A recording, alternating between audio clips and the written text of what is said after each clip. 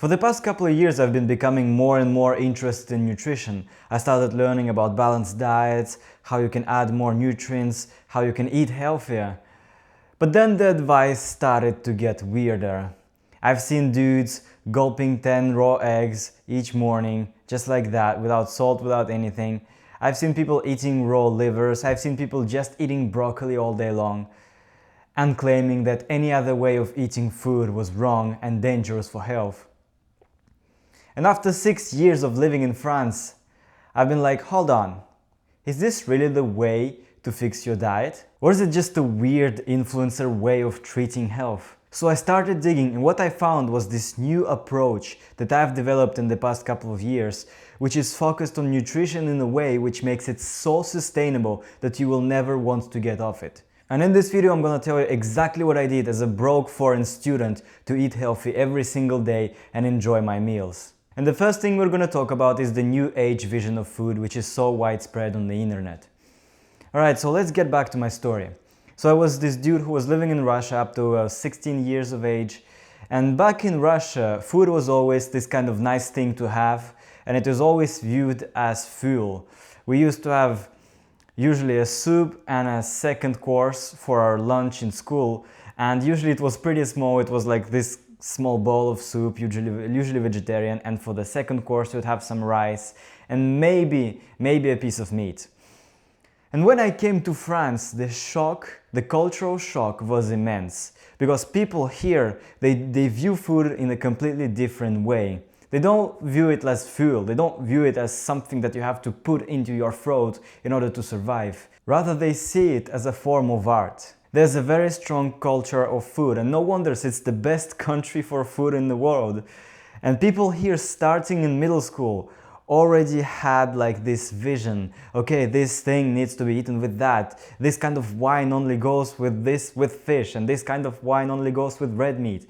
People already know like these cultural things about food, and it's much more important and deep to them than just fuel. And at first I rejected this vision. When I just started creating my diet, I was this all disciplined, raw eggs, only eggs, no salt, no that, no this, chicken, eggs, rice. But then I realized that something was not right of this way. I didn't feel like I was enjoying the food. I felt like I had to force my throat to swallow it. I literally didn't like it. And then I had to go to the UK for an internship.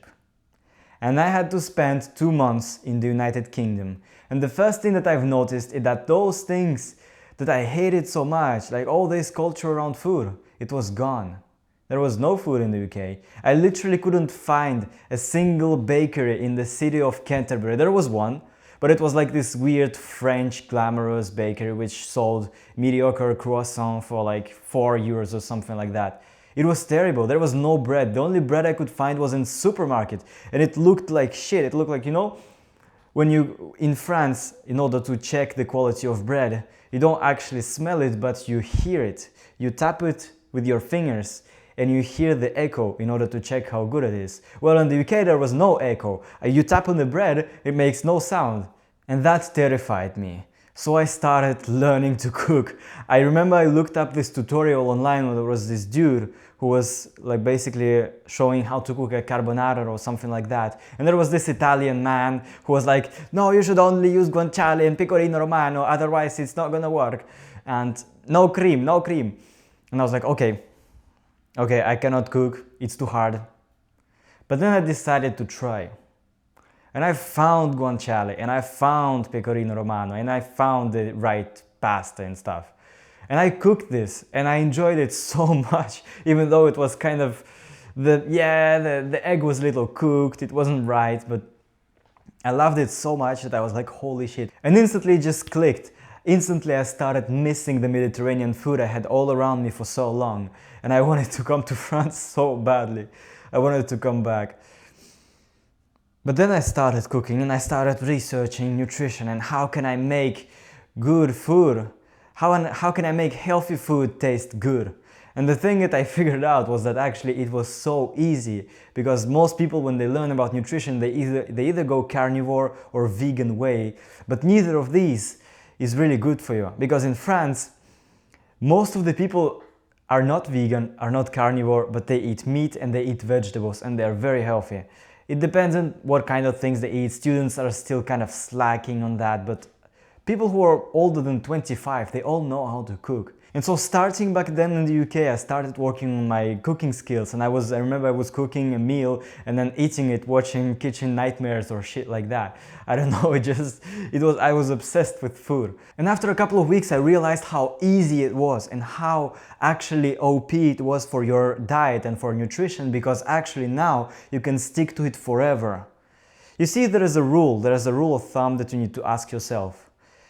If you're going on a diet, can you see yourself still being on this diet 1 year from now? And if not, it's not worth it, because you're gonna fall off. You're gonna become undisciplined. But the thing is, that is exactly the point. There's no point in getting on a diet if you cannot sustain it for longer than a year, because normally when you wanna change your life, you wanna change it forever. And all these weird diets where you go through cycling, like ketogenic and carnivore, where you just stop. Okay, you can go on low carb for a couple of weeks, but that's not the same thing as switching from junk food to real food. When you switch from junk food to real food, you never plan to come back to junk food. So you need to make it sustainable, you need to make it usable basically forever, so that like when you're 80 years old, you're still eating real food. You're not going back to frozen pizza when you're 70. But the problem I saw with all these modern diets, and especially on social media, that they were so hard and so based on discipline that you wouldn't be able to stick to them for longer than a month. It is not the French way. It is not the Mediterranean way. The Mediterranean way is making your diet so good that you never even want to go back to junk food. And that is exactly what happened to me, and for the past year, never even once have I craved a piece of ultra-processed food. It just disgusts me now. And the reason for that is because now I've developed a palate for my mouth and my brain to actually enjoy real food.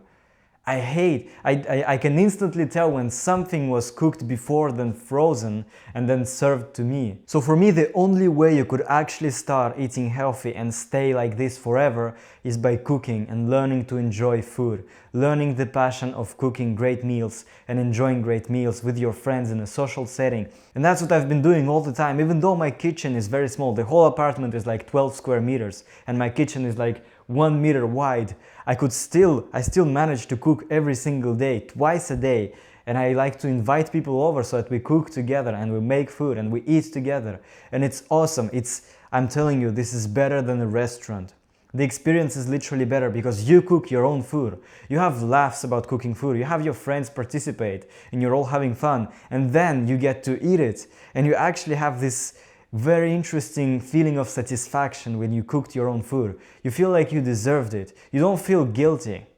When you cook something which is really nice, which may not be perfect macros for your productivity or for your muscle gain, but you made some effort and you deserved it. But of course you may say that, well, if I eat all these fancy meals, I will not be able to get enough protein and not track my macros. And rightfully so, you're right, these things are important, but there are so many dishes in the Mediterranean cuisine which you can use and have the same macros, the same micros, and the same effect on your body, but tasting 10 times better. There are so many dishes of French food that you can do which are high protein and low calorie, or high calorie and high protein, or high fat and high protein. There's bœuf bourguignon. Some Italian pastas are pretty good. You can literally, like, if you are bulking and you're not afraid of bulking, you like bulking. You take you take Italian pasta, you take like a carbonara, and you add a bunch of chicken into it, and then you got this huge dish of food which tastes really nice, but also has like 100 grams of protein in it, and that's insanely effective. If you want to eat enough protein, if you want to eat the right foods, if you want to bulk, if you want to cut, if you want to do whatever, if you want to eliminate your brain fog, you want to be more productive, the best cheat code you can have to improve this is by cooking the food and making it taste nice. Because if it doesn't taste nice, you're just gonna hate the day. You're gonna hate it. You're not gonna look forward to it. You're gonna just be like, I don't want to eat that. I just want to grab something from the fridge real quick. That is not the way. And if you believe that you don't have enough time for this, well, first of all, stop scrolling on social media all day long. I know that if you're a student, you still do this. You may say that you have not enough time, I need to study all day long. you still scroll, you still get distracted, your work is not deep, so stop bullshitting yourself. You've got enough time, you can cook, you can learn this extremely interesting skill, which you can not only flex in front of your family, but also which it allows you to actually have such a great diet that you never have to put discipline into it again. And actually you can design it however you want. You can cook dishes which are better for productivity. You can, for example, what I do, I limit my carbs for lunch so that I have the bulk of my carbs actually comes in the evening. That way I can still work after lunch. Most students, they eat some bullshit crap and then they're unable to actually follow the class because they're falling asleep, because their pancreas and their digestive system is struggling to handle all of that sugar and all of that ultra-processed fat which comes into their bodies. So even though I was spending hours cooking, I actually figured that it was much more efficient for my productivity and for my time management to cook my own meals. And also you save a ton of money on restaurants. So instead of scrolling on TikTok all day long or going for a nights out and getting drunk and then waking up sleep deprived the next day, try cooking with your buddies, try spending some time together with your friends, try making something up, make some dish up. Like, you don't have to follow a recipe. The thing is, after a couple of weeks of cooking, you realize that you actually recognize the taste of different ingredients and their effect on the dish. So you don't have to look at the recipe all the time and follow it step by step, but rather you go like this. Okay, I've got some leftover rice from yesterday, I'm gonna make some Thailand dish and I'm gonna put some fish sauce into it, coriander. Well, I don't have coriander, I'm gonna replace it with cumin and see what it does. It's gonna taste good. I'm gonna add butter, I'm gonna add shallots. If I don't have shallots, I'm gonna put onion, garlic and stuff. And at the end of the day, you're gonna have a nice meal, but at least you're gonna enjoy it and you're gonna socialize with your friends. And also it's not time wasted because, as I said before, it's a skill which is gonna stay with you forever until the end of your life. And trust me, you will make use of it. So what you can do right now is just go online, go on YouTube, search for some simple dish, just look the simple French recipes or something like that. Find some dude who cooks it, find some middle-aged guy with a thick Italian accent and take a look at what he's cooking.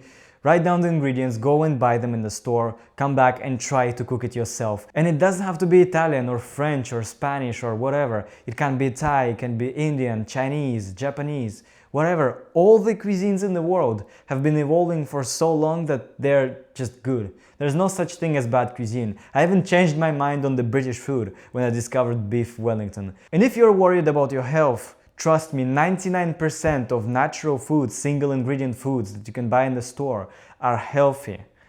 You don't listen to this, like, there's different levels of health. If you're an absolute badass optimizer, maybe eating pasta is not the best thing. And especially if you live in the United States, you should be careful because pasta is not. But you need to buy Italian pasta. Italian pasta is right. American pasta is made out of weird flour, which is ultra processed, so be careful with that. But any single ingredient food, any vegetable, any piece of meat, eggs, dairy, if it has one thing in there, unless it's a seed oil or sugar or some shit like that, it's gonna be okay. Don't listen to all these gurus online saying, oh, you should, broccolis are toxic because vegetables are not supposed to be eaten, and some other dude saying next, no, meats are gonna kill you, the plaque and all this stuff and cardiovascular disease. Don't listen to that. Like, cooking your own food, which is made out of natural ingredients, is just already 95% of eating healthy. Once you do that, you're already top 10% of your country. So that's it. So yeah, that's it for today. I hope this was helpful. And as we say in French, à la prochaine. I'm not even French, bro. До свидания. Пока.